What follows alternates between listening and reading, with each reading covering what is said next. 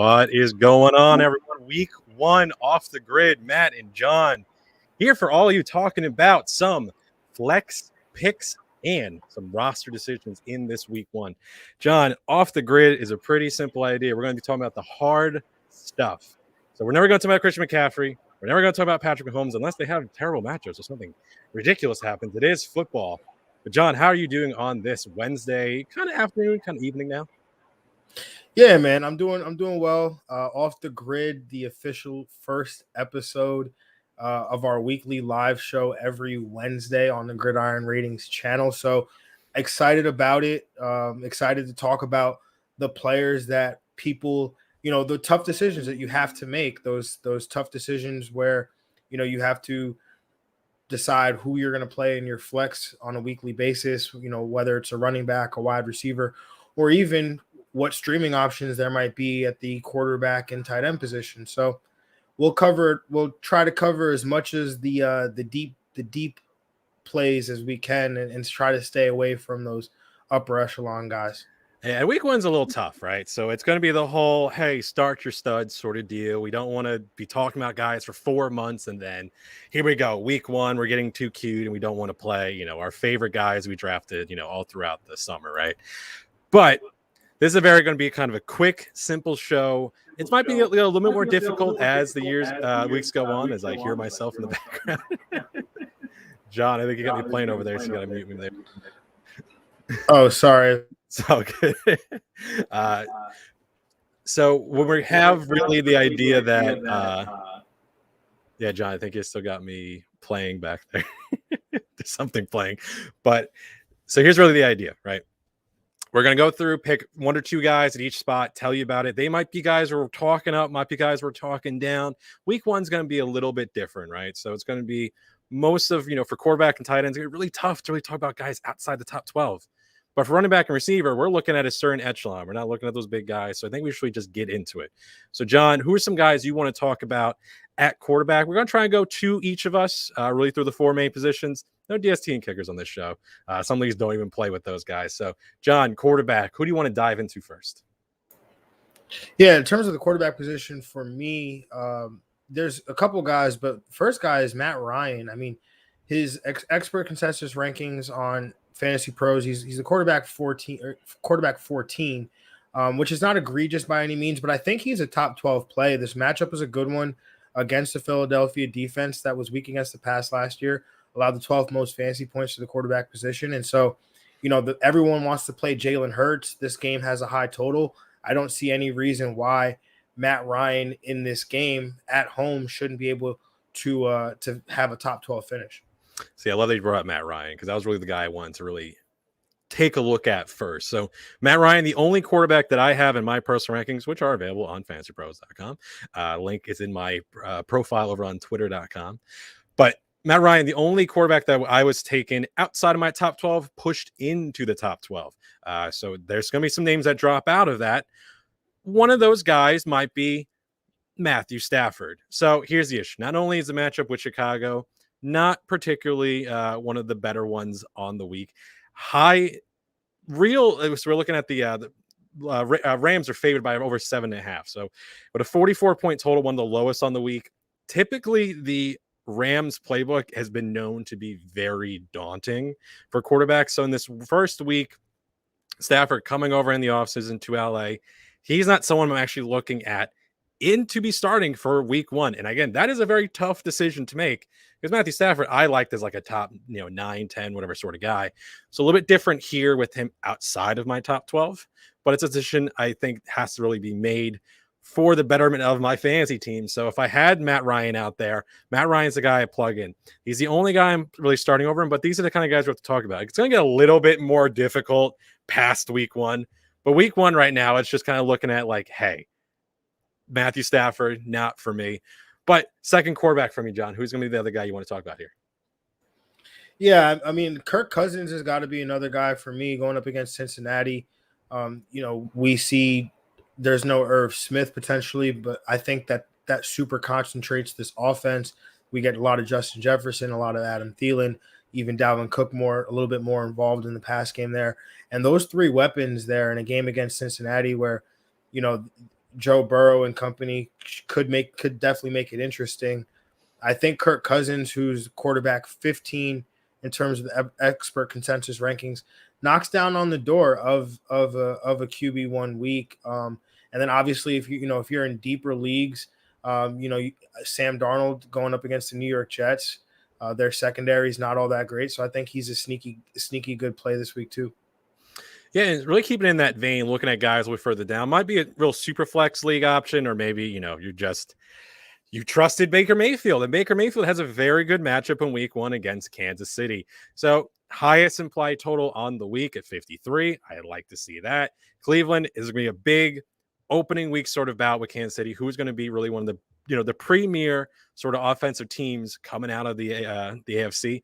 Is it Kansas City? Is it Cleveland? This is a possible AFC championship type matchup. So I'm pretty excited to see what does this look like going forward for Cleveland. And I think this is a good spot to at least look at Baker Mayfield. Again, not really a top 12 option. It's going to be really tough. A lot of guys up there because, some guys want to talk up, like maybe like Ryan Tannehill or Jalen Hurts, like you brought up before. These are already guys you were starting the top 12 anyway. And a lot of, leagues start one quarterback for it. But for me, Baker Mayfield, this is I want to see what this offense is going to look like. They went really run heavy. They had a lot of big tight end sets. You add Odell back now. This is a guy who was a premier wide receiver. Going to be kind of a different story, I think, in week 1 for them. And thank you, Julia, in the comments saying what up to Matt and John. That's us. We're feeling good. We're doing all right. We're working out week 1 here, baby. Let's see how it goes. Yes, sir. And we're going to be moving over on to running back. Now is where it gets a little bit more interesting. So, John, tell me about your first running back you want to bring up today for the show. Yeah, it's a guy that I've been kind of banging the drum on, basically since they were prepared to take this opportunity. Although their team signed another running back, although I don't think that running back is going to be much competition for Sir Chase Edmonds. RB 27 in terms of expert consensus rankings. I think that, I don't have him ranked inside my top 24, but I wouldn't be surprised if he does finish in that top 24. I think he's a very strong flex play this week. Last year, the Titans allowed opposing running backs to score 11% more than their average output in PPR leagues. Then that's the 5th highest total in the league last year. We know he has PPR upside. He's been playing that third down role for the Arizona Cardinals for the last couple of years, and he could be an every down guy here, presuming that James Conner just becomes more of like the backup role. Like we've seen this offense under Cliff Kingsbury has never been a really two running back offense. Last year was really the first time we kind of saw that, but the year before Cliff Kingsbury likes to go through one back. And so if we assume that Chase Edmonds can just be that guy because he already has that passing down role, I don't see any reason why he can't be a top 24 play this week against a porous Titans defense. Yeah, and I really like, again, these are good picks that you're bringing up because Chase Edmonds is the one. He is in my top 24. I like Chase Edmonds. I like that game a lot. There's going to be some concerns. I'm going to bring that up actually later tonight on the GR Weekly, or if you're listening to this in an audio-only format. Monday, Wednesday, Friday, I'm going to be previewing and reviewing the shows all on the GR YouTube channel. Chase Edmonds is someone I'm going to bring up because I love the Arizona Tennessee game for sure. But the guy I want to bring up is Raheem Mostert. Now, I understand Trey Sermon. I understand that at one point you want him to be the starter, all you people out there. But right now, the week 1 starter is Raheem Mostert. And good Lord, is that possibly a whooping that is going to be coming the Detroit Lions way. Raheem Mostert is a player that I'm looking at to be in my possibly like my top 15 to 20 running backs this week in full PPR. I love Mostert. If Sermon gets in, cool. But man, 7.5 point spread right now for San Francisco. I think that they're going to come in and kind of show, hey, this is a team that 2 years ago deserved to be in the Super Bowl. I am a big fan of Raheem Mostert. If you have him, you are starting him. If you do not start Raheem Mostert, you should not have drafted Raheem Mostert because this is the week and the opportunity you want to be playing these guys. I love Raheem Mostert. And Julie has a quick question for us. How would you rank these 4 quarterbacks in week 1? Baker, Mayfield, Matthew Stafford, Carson Wentz, and Big Ben. I personally go Stafford, Mayfield, I believe Wentz, and then Ben. I do not like that Buffalo-Pittsburgh game, John. How do you rank those 4 guys? I would actually go Wentz 1, Stafford 2nd, Mayfield 3rd, and then Big Ben 4. Gotcha. And then your second running back, John. Who else do you like over there? Yeah, I mean, I've got a couple guys down here. I'll table the next guy because I know you're going to bring somebody up, so that'll make it for an interesting discussion there. But Philip Lindsay, expert consensus running back 47, going up against Jacksonville, and now I know, we're supposed to stay away from Houston offensive players and Houston fantasy players in general, but Jacksonville was one of the worst run defenses in the league last year. I know he might not have, an impact in the pass game, but he should get enough work on the ground to be fantasy relevant in a game where the Texans are only 3-point underdogs. I mean, I know obviously we all expect Jacksonville to win, but Jacksonville is not a good enough team. Urban Meyer has not proven himself throughout the process of being an NFL coach that he's a good enough NFL coach to blow the doors off of an NFL team. And so Houston's going to be they're going to have enough, the game script's going to be good enough where they can still be involved. And I think Philip Lindsay's in play for double-digit rush attempts. Yeah, that's gonna be a really interesting one to see how it's all played out because technically Mark Ingram still exists for that team, so it's gonna be something to play. But I've seen reports that they really want to push that run game, and it's a good week 1 matchup. There's really not a lot of players that I'm very interested in that game personally, but Philip Lindsay is among them. And I'm curious to see what running back you thought I'm going to bring up. But another one here, I think it's a little bit of a defensive and running back scripted sort of situation, just kind of like we just did with the correlation between San Francisco's defense against the Lions and Mostert. But Melvin Gordon is another one. Melvin Gordon, I'm curious, was Melvin Gordon the pick, John? Was that the one you thought? You're shaking his head. He's Melvin Gordon was the one. There's another guy honorable mention would be Ronald Jones. I'm curious to see how it all plays out tomorrow night. For Thursday Night Football, I can't believe we are 1 day away from football. But Melvin Gordon, same situation as Raheem Mostert. I get that you want to eventually have Javonte Williams take the reins over here in Denver. But for week 1, this is a good defensive matchup. Top 5 for me personally, the Denver defense. I'm looking at Melvin Gordon, who was #good in 2020. Now he had some, he had like lows in terms of like receptions and receiving yards, a little bit yada, yada, yada. But this is a good week 1 matchup against these New York Giants. Again, if you drafted Melvin Gordon, you should be playing Melvin Gordon in week 1. Do not let these players who are just like, okay, whatever. If you have great running backs, congratulations. But this is a player you should be looking at in your flex. I love Melvin Gordon. And again, it's going to be a situation of how much work does Javonte Williams really get in immediately? Now, again, they did go out and take him with a 2nd-round pick. This is a player that they're going to be really seceding at one point or another to Javonte Williams because at the end of this season, Melvin Gordon's contract is up. But right now, if you have Melvin Gordon for week 1, we're not talking about week 9, week 10, whatever, because Javonte Williams, a lot of people think that at some point will take over the main role.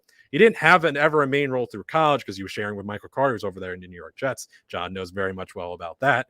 But if you started Gordon, if you started Mostert, these are 2 guys that should be in your lineup for week 1. I do like the correlation plays with the defenses. It all kind of makes sense. Soft offensive plays from the other side, tough situations, low totals, makes me like the running backs. Over to wide receiver, John. Who is your first pick? He's got it. Just to piggyback off of that, I was actually saying Javonte Williams was the guy that I wanted to play. But moving on to the wide receiver position, next guy here, you mentioned my affinity for the New York Jets, hence the New York Jets gear behind me, also host of the Now We Have Liftoff New York Jets podcast, in addition to my fantasy escapades. But Corey Davis, ECR, wide receiver 33, walks into a situation where he will be the number 1 target for rookie quarterback Zach Wilson. They match up against the Carolina Panthers. He should see plenty of first-round rookie cornerback J.C. Horn, but I think the target volume will be there. He should be a top 24 target. Zach Wilson's looked good in the preseason, and if he continues to pepper Corey Davis with targets, I think we're looking at an easy top 24 play, especially you consider Jamison Crowder could potentially miss this game. having tested COVID, positive for COVID. So that could increase the target volume there potentially even more for Corey Davis. Yeah, I'm currently ranking him that Davis is, the guy, and that we have no Jamison Crowder this week. He's my wide receiver 25, so he's right on the cusp. Not exactly a top 24 play, but he's right there. Corey Davis was, definitely in the pool for me of receivers. Also, quick question: you guys love the Buffalo defense this year? Top 5 with a smiley face from our friend Julia. Big Ben, not a particular fan of him on the road. I'm not a particular fan of that game. I think it's a good football game. I don't think it's a good fantasy game. I think you're starting the guys specifically that are going to be really pressured to kind of play like Najee Harris and like Diggs and Allen. But anyone that you don't have to, you can make those decisions personally, like Juju and Claypool and the rest.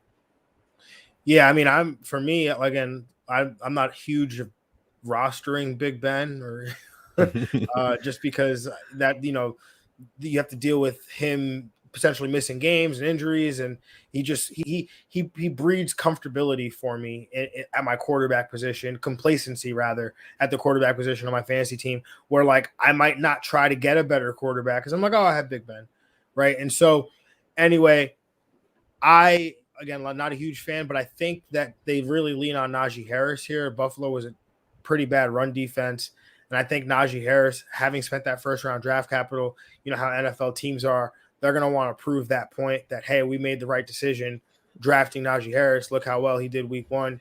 And, like you said, the only real guys I'm interested in playing on the Pittsburgh side, Najee Harris, Deontay Johnson, because I think the volume is going to be there for him. But outside of that, Josh Allen and Diggs, and I don't really care for much else. Yeah, then moving on to the receiver that my selection here, Russell Gage. And he's been a little bit further down the pack. For some reason, people don't like Russell Gage all that much. And I understand because of last year, because after that week 1 100-yard explosion, he really failed to get over, just a simple 70 yards sort of game, which is just kind of like a baseline, just good game. Cool, that twice for the rest of the season, and it came in the last month of the year. So, but now Russell Gage is going to be stepping in. He was the second most snapped player outside of Calvin Ridley last year for the Atlanta Falcons.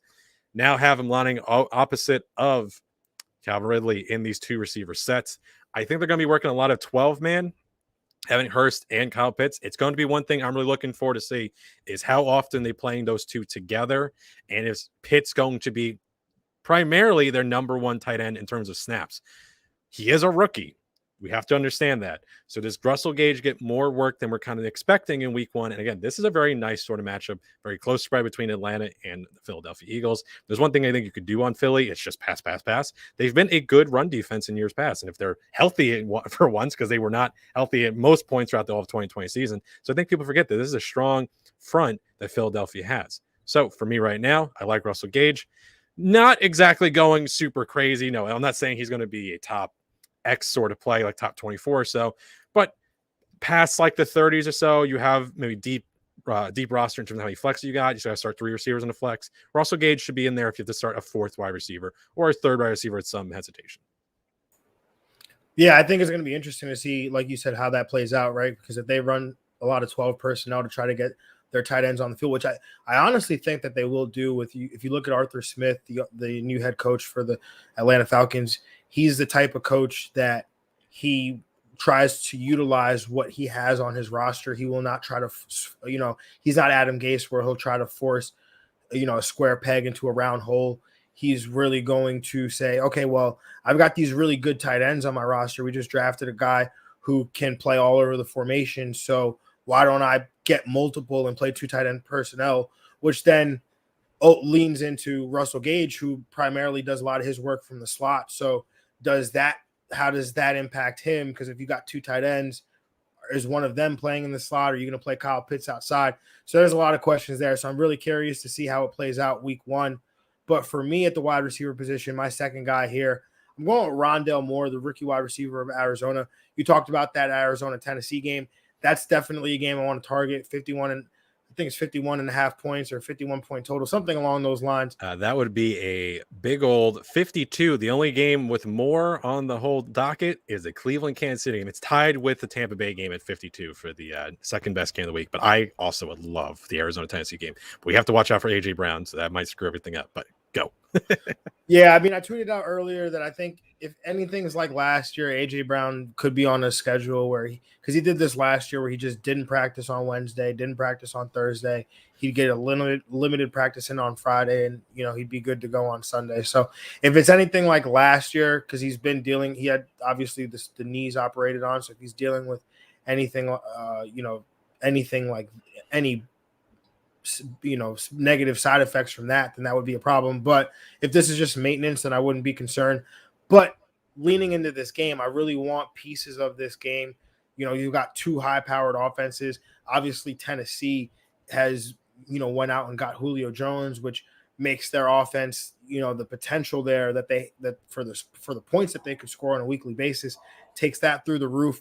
And then you add the fact that you've got Rondale Moore here, who, I think he's, again, wide receiver 63 in terms of expert consensus rankings.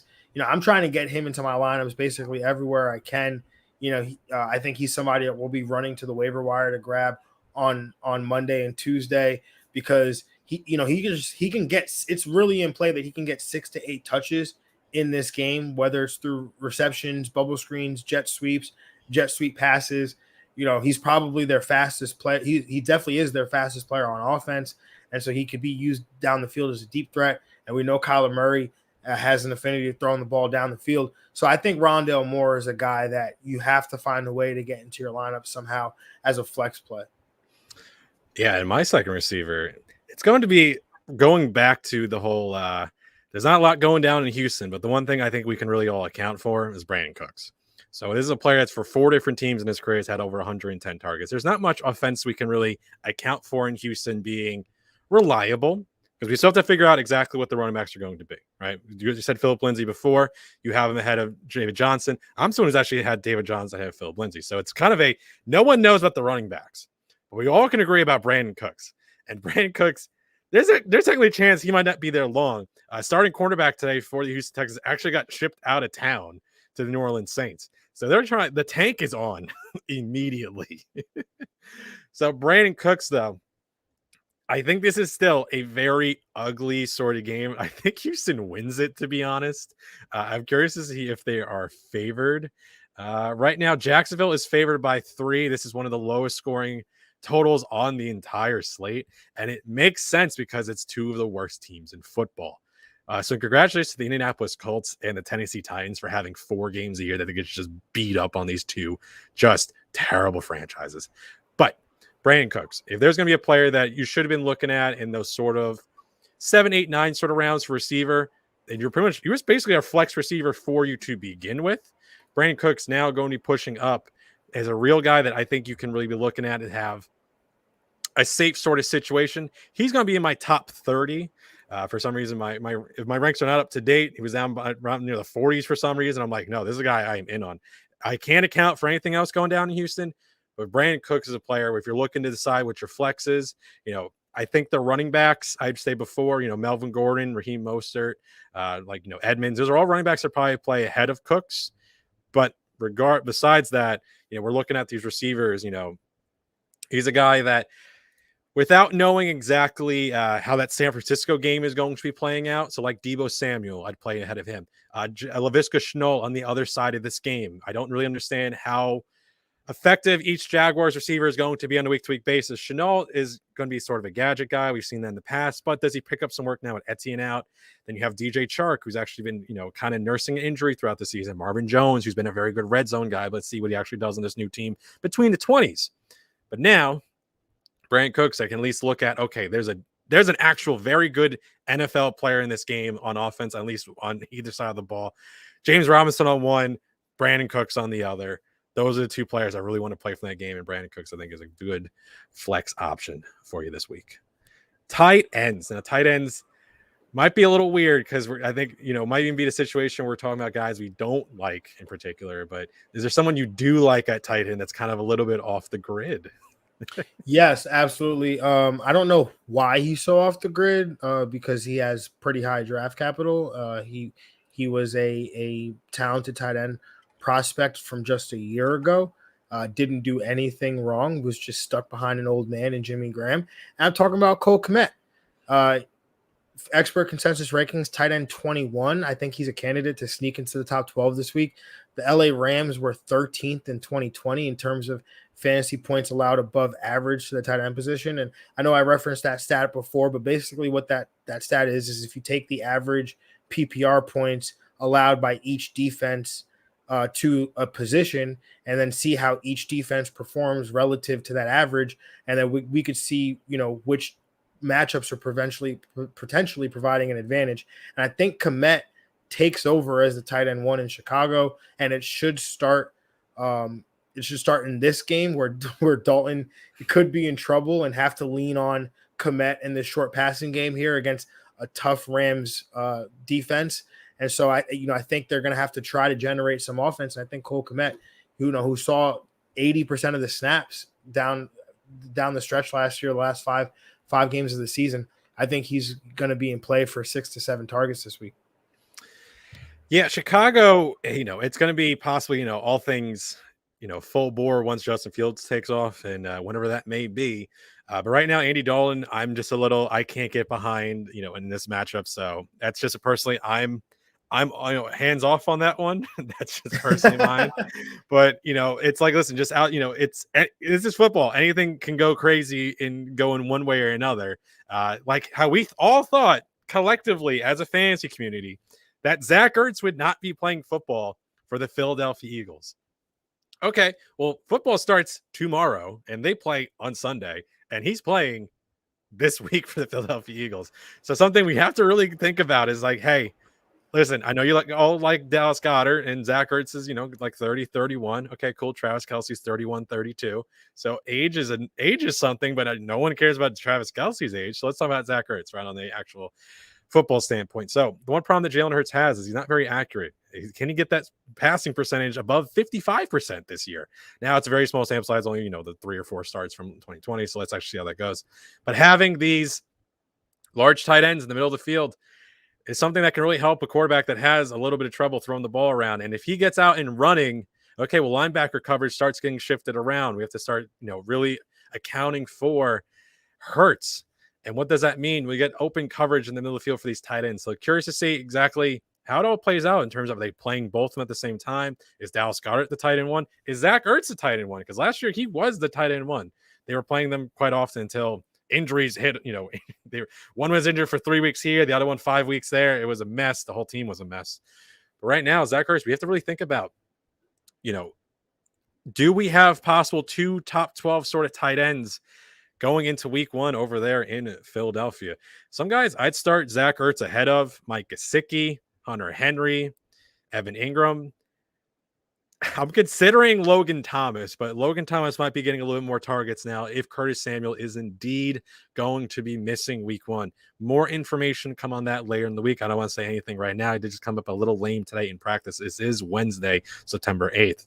So to be seen on all that. But Zach Ertz, if he's playing just as many snaps as Dallas Goedert and getting just as many targets, Dallas Goedert was a terrible pick, and Zach Ertz might have been one of the better tight end picks we can make in a position that is so 50-50, or otherwise you're going to have a successful or a failure. So, John, back over to you. Who's the second tight end you want to talk about? Yeah, so actually, to be completely honest, was not prepared to talk about the second tight end. That's fine. But if I'm just going to throw one out there, throw it back to me, and I'll get my second tight Listen, end. I got you, because you know who I've been talking up the entire preseason for a very, very long time? Has been Jonnu Smith. I wrote an article about him on gr.com. Jonnu Smith was brought in to be the number 1 target option for the New England Patriots. He should be thought of as the number 1 receiving option for the New England Patriots. Mac Jones. I like that Mac Jones is now going to be under center. I thought they're going to be, and originally it was because I was worried about how comfortable he's going to be in the pocket. It wasn't going to be able to have anything really go down fun and effective wise, right? With Cam Newton now being released, yes, he's gone. There, it's going to be some level of the, pass option sort of stuff. They're going to do any of the play actions. A team that wasn't really running a ton of play action also as well. But they're going to be playing different sort of forms with Jones under center. Jonnu Smith, again, he was brought in. Doesn't have the 3rd most expensive contract anymore. I believe that belongs to Mark Andrews behind just George Kittle and Travis Kelce. But Jonnu Smith is a player that should be in your top 12. He is my tight end number 7 So if you have Jonnu Smith as your second tight end and you got him really late, congratulations. I like him a lot week 1 at home against the Miami Dolphins. To make sure they are home in this one. Yes, they're home against the Dolphins. 3-point favorite, kind of a low total, but I think this New England Patriots defense is not the same like it was last year. Had a lot of guys out due to COVID. This is a better team. This is a strong team. I think they're going to do a lot of run, control the ball. I don't know if Miami's going to have a successful day. John, have I talked enough for you to find your second tight end? Absolutely. I do like the Jonnu Smith one, by the way. I think the New England tight ends, are in a better situation with Mac Jones under center, like you were previously saying. But my tight end, I'm going to go with Blake Jarwin, tight end 22 according to expert consensus rankings, and I think that this is more just about the fact that he's in a situation where they're going up in a matchup against Tampa Bay. It's a challenging defense. I think Dallas is going to have to throw the ball to keep pace a little bit. Tampa Bay's got a pretty good run defense, and so I think they're going to have to really lean on Dak in this pass game, and therefore I think Blake Jarwin gets some opportunities here. We know that Dak likes to target the tight end position, and so I think he's in play for not just volume from in terms of receptions, but also opportunities to score some touchdowns. So I think he's a guy that can, if you're desperate at tight end, you can take a shot on Blake Jarwin. Sounds good. And we got one last question before we wrap this up, because we're going doing, like I said, these are quick and clean sort of shows. Matt, since you mentioned Jonnu, could you guys touch on Aguilar? How's Mac Jones' deep fall from your tape? Aguilar is a stellar deep ball receiver. Can he excel now? Cam is gone. One thing, Cam is not, he's a hard ball sort of thrower. He's not a guy that's going to go deep. This is not a team that was going to be stretching the field. So with Aguilar, and again, this is kind of a mess sort of team behind Jonnu. I'm still very interested to see actually how the receivers sort of really work out. But I've liked what I've seen from Jones. Exactly deep ball sort of stuff, I have to see a little bit more. I'm not going to make any sort of claims on that just to this point. Like college is a little bit different, and I don't really want to go off a few preseason games when I start saying, okay, Mac Jones is a deep ball passer. He can do it. That's not particularly something. I'm not a real college aficionado, so I'm actually going to balk on that. I don't want to give poor information when it's not apt for the situation, right? But Aguilar has been a guy that has bounced around a few different places. Landing here with the Patriots, it's just kind of a matter that they were trying to throw everything they can at the wall to try and make themselves a more competitive football team, because this was a terrible, terrible offense last year. Looking at the depth chart, there are things to like between Myers, Aguilar, Jonnu, Henry, and Damien Harris. This is a much better team than it was all of last year. But still, I'm not going to say that I got to see it. It's a nice, very deep option, but even a little too deep for this show. Nelson Aguilar is a deep, deep option that I can't recommend currently, unfortunately. I mean, if Jacoby Myers is available, I'd be into him, but I think, like you said, it's going to be tough to see who Mac Jones leans on, without really knowing. We haven't even really seen him as fans. In preseason, most of his action was with 2s and 3s. We haven't even really seen him with Nelson Aguilar or some of these other guys. But, I do think Julia has a point. I think Aguilar at one point during the middle of the year, depending on Mac Jones, how he's playing, I think, he definitely is capable of being a good NFL quarterback. I've stood on that stance. I've said that from even before he was drafted to New England, that I thought he could be good. And I think that he's in a good situation here. And I think that Josh McDaniels and company have seen everything that they were hoping that they would see from Mac Jones when they drafted him. And that's why they went with the decision to cut Cam Newton and make Mac Jones a starter, because we know Belichick you could say whatever you want, but at his core, Belichick wants to win. And so he would not have made this decision if he did not think Mac Jones could lead the Patriots to wins. So if he has confidence, and I know I had confidence in the player before the pick, so that just kind of reinforces how I feel. Sounds good. And with that, this is going to wrap up the first episode of the Off the Grid weekly podcast. Again, every Wednesday at 5:30, we're going to be here talking about it. It's going to be a little bit more difficult from this part out, because now we're going to talk about waiver pickups. We're going to be talking about players getting injured and people stepping into new roles, and everything is going to start really getting a little bit more hot and spicy, because week 1 it's like, hey, start your studs, don't get cute, don't do anything crazy, right?